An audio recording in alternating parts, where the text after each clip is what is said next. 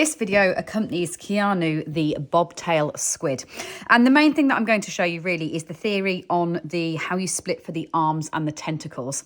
So what you're going to do is you crochet the whole of the mantle, so effectively this head and body piece in one go.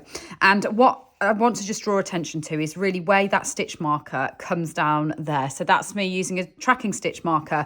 That will come into the center of our head, because what you've got is a shape with all that decreasing there at the front, so that these arms and these tentacles sit off the bottom of the shape like that.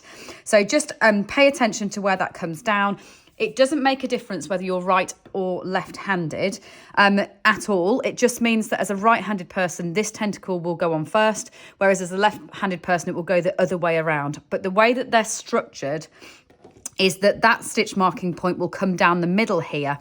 And so what you're going to have is 2 of the arms before you have a tentacle. Then you have 4 of the arms like that, and then a tentacle. And then you make these 2 last.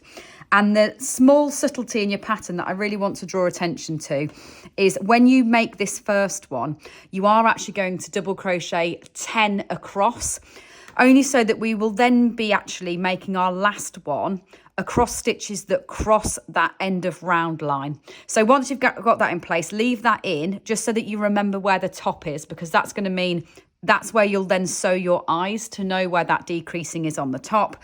But it is correct that when you do that first one, you're going to be coming past, and then when you split them off, you come back and you won't have quite got back to your stitch marker. Don't panic, that is correct.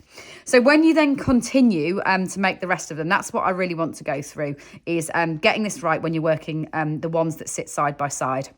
What I would always do is I would rejoin into the one that I'd already worked. So do you see there, that stitch there actually has been worked as I've made that tentacle. I'll put my hook in there.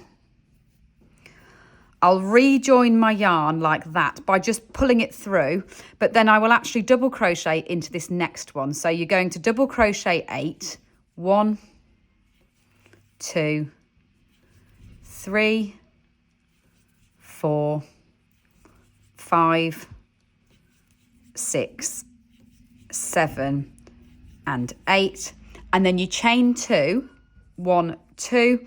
And then what you need to do is actually fold that backwards like that, because what you're then going to do is crochet into that first one that you had, and that's what forms your next arm or tentacle. It's actually those 10 stitches there. So 8 that you've crocheted off the round, and then the 2 off the chain. So then your round 1 would be 1, 2, 3, 4, 5, 6, 7, and 8, and then your 2 come off your chain. So you do 1 off that chain, and then the second one off that chain, and that is the 10 stitches that you work for those arms or those tentacles. So basically that's what that's it really. That's all that's quite difficult with this one, is just making sure that you are breaking those off correctly. So what you'll do is, I've done 2 arms now. The next one would be a tentacle, so with that long one, I'd work 4 further ones, then another long one, and then I'll be coming back in with 2 of those shorter arms at the top, which will land those in the correct place for me to then sew the eyes on afterwards. The only last thing to really show you is the underneath here. So to represent the beak on a squid, what I've done is the round after you rejoin this on to close the base is you just use a series of longer and shorter stitches, so you get you almost get a beak or a mouth underneath like that.